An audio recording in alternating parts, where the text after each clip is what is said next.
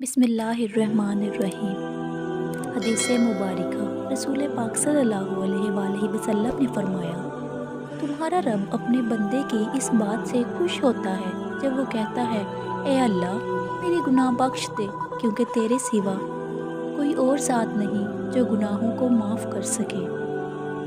رسول پاک صلی اللہ علیہ وآلہ وسلم نے فرمایا، جس مسلمان نے سورہ کہف کی پہلی 10 آیات حفظ کر لی، اسے دجال کے فتنے سے محفوظ کر لیا گیا۔ اہل جہنم اتنا روئیں گے کہ اگر ان کے آنسوؤں میں کشتیاں چلائی جائیں تو وہ بھی چل پڑیں، اور وہ پانی کی جگہ خون کے آنسو روئیں گے۔ حدیث مبارکہ ہے، اپنی آوازوں سے قرآن کو حسین بناؤ، کیونکہ اونچی آواز قرآن کے حسن میں اضافہ کرتی ہے۔ فرمایا، مظلوم کی بد دعا سے ڈرتے رہنا، کیونکہ اس کی بد دعا اور اللہ پاک کے درمیان کوئی پردہ حائل نہیں۔ فرمایا گیا، بے شک ہر نماز اپنے سے پہلے والے گناہوں کو مٹا دیتی ہے۔ وہ نکاح سب سے زیادہ بابرکت ہے جس میں اخراجات کم ہوں۔ رسول پاک نے فرمایا، رشتہ داری توڑنے والا جنت میں نہیں جائے گا۔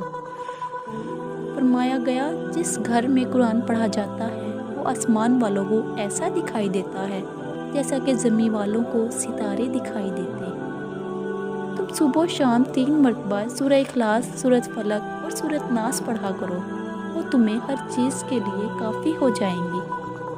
رسول پاک نے فرمایا، اے عورتوں کی جماعت، تم صدقہ کیا کرو اور زیادہ استغفار کیا کرو، کیونکہ میں نے دوزخیوں میں اکثریت تمہاری دیکھی ہے۔ ایک عورت نے جب وجہ پوچھی تو فرمایا، تم لعن طعن بہت کرتی ہو اور خاوند کی ناشکری کرتی ہو۔ جس آدمی کو غصہ آئے اور وہ یہ کہے اعوذ باللہ، تو اس کا غصہ ٹھنڈا ہو جائے گا۔ رسول پاک صلی اللہ علیہ وآلہ وسلم نے فرمایا، سب سے پہلی چیز جو اللہ نے پیدا فرمائی وہ قلم تھی، پھر اس سے فرمایا کہ لکھو۔ قلم نے کہا، اے میرے رب، کیا لکھوں؟ اللہ نے فرمایا، قیامت تک قائم ہونے والی ہر چیز کی تقدیر لکھو۔ رسول پاک نے فرمایا، اللہ تعالیٰ نرمی کرنے والا ہے اور نرمی کو پسند فرماتا ہے، اور نرمی کی وجہ سے وہ جو کچھ عطا فرماتا ہے جو سختی کی وجہ سے عطا نہیں فرماتا، وہ اس کے علاوہ کسی بھی اور بات پر اتنا عطا نہیں فرماتا۔